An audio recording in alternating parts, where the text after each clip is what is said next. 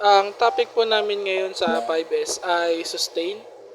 Isa itong kaugalian na magagamit natin sa pang-araw-araw. Panatilihin na maayos at malinis ang ating area o paligid na sa gayon ay makakatulong sa atin na maging produktibo sa trabaho. Ngayon ay nililinis po namin yung area namin. Nilalagay sa maayos na lagayan yung mga gamit.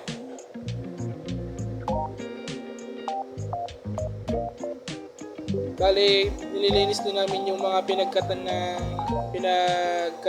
mga DTF film. Nilalagay namin sa basura. Tapos yung mga boteng ng ink na hindi na nagagamit or wala nang laman, dinidiretso na namin sa basura.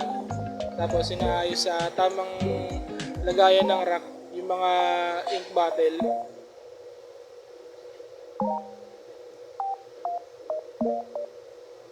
Then, pagkatapos niyan, magwawalis, lilinisan yung mga ilalim ng mga machine para matanggal yung mga natirang mga powder.